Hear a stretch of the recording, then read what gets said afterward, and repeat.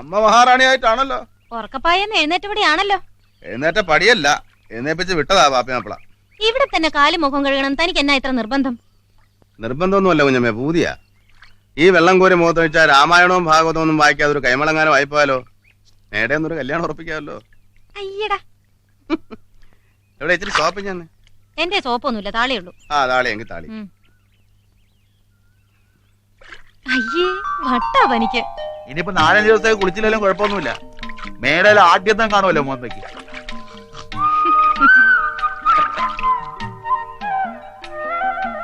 പാറു കുഞ്ഞേ, ഓ പുള്ളിക്കാരൻ എന്ത് വരും? മുറത്തെറുക്കൻ ഭാനുവിക്രമ കൈമൾ. എനിക്കെങ്ങനെ അറിയാം? എഴുത്തുകൂത്തൊന്നും ഇല്ലയോ? താനൊന്ന് പോകുന്നുണ്ടോ ശൗരി? ഞാൻ പോവാ. എങ്ങോട്ടാ കാലത്ത്? ഷാപ്പിലോട്ടാന്നോ? പിന്നല്ലാതെ അടിച്ചങ് വാറാ.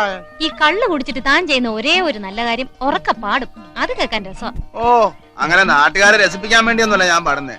പിന്നെ മാറിയെന്ന് രസിക്കുന്നവര് പിടിയെടുത്ത് എന്തെങ്കിലും തന്ന ഷാപ്പിലെ പറ്റു കുറെ. ചെട്ടിയിലോട്ട് എന്നിരുന്ന് പാട്, വല്ലവരും വല്ല എറിഞ്ഞു തരും. ആ, അങ്ങോട്ട് തന്നെ പോകുന്നേ. ഭാനുവിക്രമന്റെ വിവരം അറിയിക്കണേ. കമ്പി അടിക്കാം ഷാപ്പിലോട്ട്. ഷാപ്പിലോട്ടാണെ മണിയോടെ വെച്ചാ മതി, വെക്കം കിട്ടും. ഓ ஞானப்பழத்தை பிழிந்து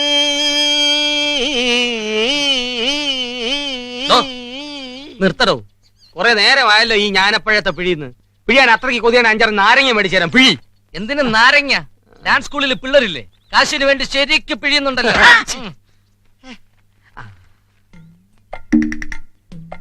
സറകുട്ടിയെ ഒന്ന് നിൽക്കേ, കണ്ടോട്ടെ. അങ്ങനെ ഇപ്പൊ കാണണ്ട. ചേട്ടൻ പെണ്ണുങ്ങളെ കണ്ടിട്ടില്ലേ? നിർത്തടോ, ചന്തേന്ന് മേടിച്ച സാധനം എന്തുവാന്ന് കാണാനാ. എന്നത്തിനാ ഇപ്പൊ അത്? അതെ, രാവിലെ വന്നതാ. വള്ളം ഇവിടെ കിടപ്പുണ്ട്. ശൗരി മാപ്പിളെ കാണാനില്ല. ആ കൂടയിലുണ്ടോന്ന് അറിയാനാ. എന്നിട്ട് വേണം ആളെ വിട്ട് തോട്ടി തപ്പാൻ. എന്നാ സമയം കളയണ്ട, ഇറങ്ങി തപ്പിക്കോ.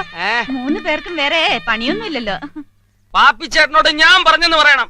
ശൗരിയുടെ പോക്ക് ശരിയല്ല. കുപ്പിയിലും കുടത്തിലും തുടങ്ങി ഇപ്പൊ അവരെ ഒരു ഷാപ്പാ. നശിച്ചു. അളിയനോ, ഞാൻ ഇങ്ങോട്ട് വരുന്ന വഴിക്ക് തോമാച്ചിയെ കണ്ടു. ഷാപ്പിൽ നല്ല മൂത്ത സാധനം വന്നിട്ടുണ്ടെന്ന്. നമുക്ക് പോട്ടെ.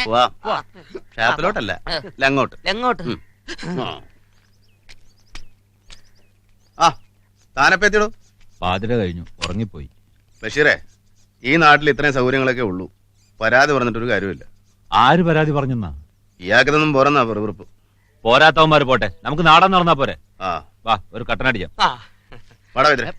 വൈദ്യരെ വിളിക്കാൻ ഞാൻ പറഞ്ഞിട്ടുണ്ട്. ഡോക്ടറെ വിളിച്ചാല് എന്നാ നീ വരണ്ട. ഞാൻ വരാം. വേണ്ട. ഞാനോ? ഒട്ടും വേണ്ട. വൈദ്യരായിട്ട് വരാൻ ഇദ്ദേഹത്തിന്റെ പാട്ട് കേട്ടിട്ടുണ്ടോ? ഇല്ല. ஞானப்பழத்தை பிழிந்து ഒരുപാട് കളിച്ചാണോ ഈ നാടകം? ഈ നാടകം കളിക്കാൻ തുടങ്ങുന്നതേ ഉള്ളൂ. മറ്റു പല നാടകങ്ങളും കളിച്ച് സ്വാതന്ത്ര്യം കിട്ടിയെന്ന് പറഞ്ഞ് നാട്ടാരെ കുരങ്ങ് കളിപ്പിച്ചുകൊണ്ടിരിക്കുക നാട് ഭരിക്കുന്നവര്. തെളിച്ചു പറ ബഷീറേ. നമ്മുടെ നാടിന് സ്വാതന്ത്ര്യം കിട്ടിയിട്ടുണ്ടോ? ഉണ്ടല്ലോ. 1947 ആഗസ്റ്റ് 15-ന് ബ്രിട്ടീഷുകാരിൽ നിന്ന് സ്വാതന്ത്ര്യം തിരിച്ചു പിടിച്ച് ഭരിക്കാൻ വേണ്ടി നാടിനെ രണ്ടാക്കി നേതാക്കന്മാർ. നേതാക്കന്മാരെ എന്തിനാ കുറ്റം പറയുന്നത്? മുസ്ലിങ്ങൾക്ക് സ്വന്തം രാജ്യം വേണമെന്ന് പറഞ്ഞ് വാശി പിടിച്ചിട്ടല്ലേ? മുസ്ലിങ്ങളോ? ഞാനൊരു മുസൽമാനാണ്. ഈ നാട്ടിൽ ജീവിക്കുന്ന ഒരു മുസൽമാൻ. എന്നെ പോലെ എത്രയോ ആയിരങ്ങളുണ്ട് ഈ നാട്ടിൽ. അവിടെയും ഇവിടെയും അള്ളാഹു ഒന്ന് തന്നെയാണ്. എന്തിനു പിന്നെ നമ്മുടെ നാടിനെ വെട്ടിമുറിച്ചു? അവിടെ തുടങ്ങി ശൗരി ആഴ്ത്ത തെറ്റ്. ഒരു യേശുദേവന്റെ പേരില് എത്ര സഭകള്, പള്ളിക്കമ്മിറ്റികൾ നമ്മുടെ നാട്ടിൽ. ഓരോ ദേവസ്വങ്ങൾക്കായി നാട് പങ്കിട്ട് കൊടുത്താൽ നശിച്ച് നാനാവിധമാവില്ലേ നമ്മുടെ നാട്? ദൈവങ്ങളല്ല ഇതൊന്നും ചെയ്യുന്നത്, നമ്മൾ തന്നെ. നമ്മളെന്ന് വെച്ചാ നമ്മൾ വോട്ട് ചെയ്ത് നിരത്തിയിട്ടിരിക്കുന്ന ഭരണക്കസേരകളിൽ കയറിയിരുന്ന് കുറെ കള്ളപ്പണക്കാർക്ക് വേണ്ടി നമ്മളെ ഭരിച്ചു രസിക്കുന്ന രാഷ്ട്രീയക്കാര്. താനീ പറയുന്നതും ഭരിക്കാൻ വേണ്ടിയുള്ള രാഷ്ട്രീയമല്ലേ? സമ്മതിച്ചു, നന്നായി ഭരിക്കാൻ വേണ്ടി. നാടിന്റെ സ്വാതന്ത്ര്യവും നാട്ടുകാരുടെ സ്വാതന്ത്ര്യവും രണ്ടും രണ്ടല്ല. നാട്ടുകാർക്ക് സ്വാതന്ത്ര്യം കിട്ടാതെ നാടിന് സ്വാതന്ത്ര്യം കിട്ടിയെന്ന് പറയുന്നത് എന്റെ വിവരക്കേടാ. നമ്മുടെ 1000 പാടശേഖരത്തിന്റെ കാര്യം തന്നെ എടുക്കാം. കഴിഞ്ഞ 2ാം കൃഷി വരെ ഒന്നിച്ച് കൃഷി ചെയ്തിരുന്നാണേ. മേടയിലെ പാടമാണേലും ചെലവ് കഴിഞ്ഞ ആദായം എല്ലാവർക്കും ന്യായമായിട്ട് വിധിച്ചു വന്നിരുന്നു കൈമളദ്ദേഹം, ഇല്ലയോ? എന്നാ ഈ വക്കീലിങ്ങോട്ട് കെട്ടിയെടുത്തത് ഞാനൻ. ആയാൾക്ക് എന്നാ കൃഷി ഇരുന്നിട്ടാ? പട്ടണത്തിൽ കേസില്ലാ വക്കീലായപ്പം കോട്ട് മടക്കി പെട്ടി വെച്ച് കതറൂട്ടുണ്ട് ഇങ്ങോട്ട് പോന്നു. നാട്ടുകാരെ സ്വാതന്ത്ര്യം പുഴുങ്ങി ഊട്ടാൻ നിറച്ചുണ്ടേ എല്ലാരും. കൈമളദ്ദേഹത്തിന് ജന്മി എന്ന് പേരുവിട്ട് കോടതിയിൽ കയറ്റി പാട്ടക്കാരന്റെ നിയമം വളച്ചൊടിച്ചു. കുറെ പേർക്ക് കുറെ കഷണം കിട്ടി. വേലാതിനൊരു കഷ്ണം, കുഞ്ഞുകുഞ്ഞനൊരു കഷ്ണം, ചോദിക്കും കാളിക്കും അപ്പുറം മാറി വേറെ കുറെ കഷ്ണം. ചെലവിന്റെ പേരും പറഞ്ഞ് വക്കീൽ ഫീസിന് പുറമെ വിളവെല്ലാം പലിശയായിട്ട് അവന്മാരങ്ങ് എടുക്കുവാന്നേ ചേറുവരെ തിന്നാൻ പറ്റുമോ? പാടം തുണ്ടുണ്ടാക്കി കൃഷി നശിക്കുക. ഈ കണക്കിന് പോയാൽ 4-5 കൃഷി കൂടി കഴിയുമ്പം കഷണം കെട്ടിയവരെല്ലാം മുദ്രപത്രം കെട്ടിപ്പിടിച്ചുകൊണ്ടിരിക്കേണ്ടി വരും. ഉണ്ണാൻ നെല്ലിന് 4 നീള് ഇറങ്ങി വയറ്റ് തളിച്ച് പാടേണ്ടിയും വരും. ഇപ്പൊ എന്നാ ഒരു വഴി? 2 വഴിയുണ്ട്. ഒന്ന്, വക്കീലിൽ ഇതെല്ലാം കൂടെ പണയം വെച്ചിട്ട് അയാളുടെ കോട്ടിലെ മൂട്ടയായിട്ട് ചോര കുടിച്ച് ജീവിക്കുക. അതല്ലെങ്കിൽ പഴയതുപോലെ കൃഷി ചെയ്ത് എല്ലാവർക്കും കൂടെ സുഖമായിട്ട് ജീവിക്കുക. കൃഷി ചെയ്യുന്ന ഭൂമി കൃഷിക്കാർക്കുള്ളതാ. അത് തിരിച്ചു തന്നില്ലെങ്കിൽ ഒറ്റക്കെട്ടായിട്ടൊന്ന് ചോദിച്ചു വാങ്ങിക്കണം. ശൗര്യ ഇതിന്റെ എല്ലാം പിന്നിൽ.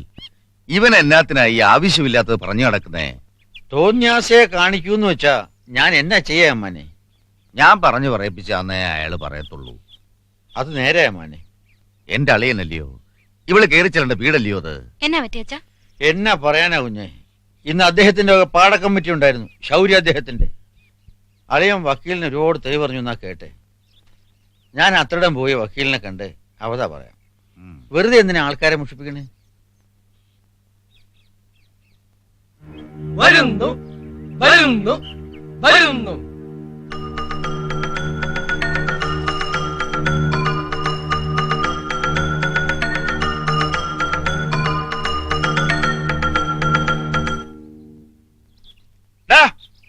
എന്നാടാ നിനക്കിവിടെ കാര്യം? എന്നാ പറ്റി? എന്നാ പറ്റിയെന്നോ? വീട്ടിൽ പോടാ. ചുമ്മാ ആളുകളില്ല. എന്നാ പാപ്പച്ചേട്ടാ പ്രശ്നം? താൻ ഏതാ? അപ്പ ഇത് ബഷീർ. ഓ, അപ്പൊ താനാ ഇതിന്റെയൊക്കെ ഇൻചാർജ്? പാപ്പിച്ചേട്ടാ, ഇത് വെറും നാടകവും ബാലയൊന്നുമല്ല. നമ്മുടെ സ്വാതന്ത്ര്യവും അവരുടെ നാടകവും കൂട്ടിക്കുഴച്ചുള്ള ഒരു മിശ്രിതം. കാക്കാരിശി പോലെ ഒരു ചവിട്ട് തിരുവായിര. നാവ് വായിലിട്ടുകൊണ്ട് മിണ്ടാണ്ടിരുന്നോണം, അല്ലെ ചവിട്ട് നീ മേടിക്കും. നീ ആരാടാ വക്കീലിന് തെളിവ് പറയാൻ? ആര് തെളിവ് പറഞ്ഞു അപ്പനീ പറയുന്നേ? ചേട്ടാ, ഞങ്ങളവിടെ ഒരു മീറ്റിംഗ് കൂടിയതാ.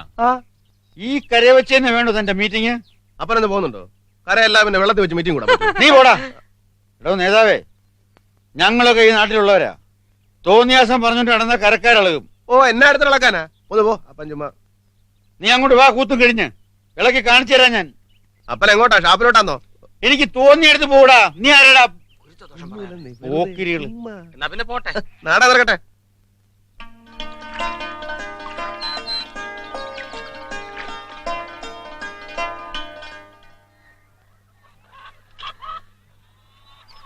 കോഴി കൂമ്പ് ഇറങ്ങിപ്പോവും കരതണ്ടാൻ.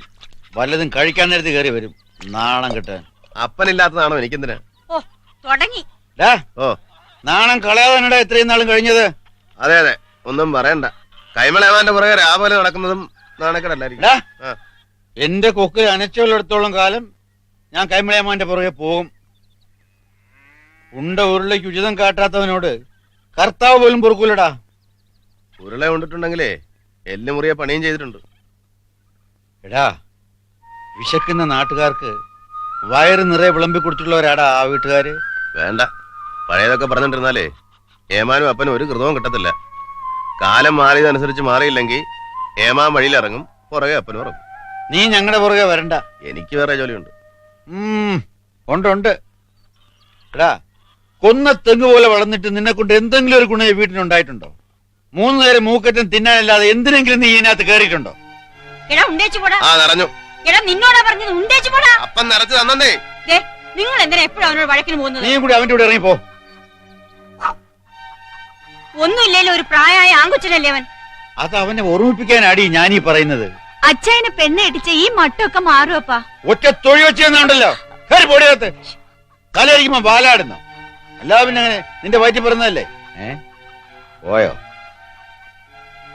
എടീ മറിയേ, എന്നാ മറിയേക്ക്? നീ പിണങ്ങിപ്പോയതാന്നോ? അത്താഴ പ്രശ്നക്കാരുണ്ടോ? വെക്കം വരി. ആരുമില്ല. അമ്മ വന്നേ.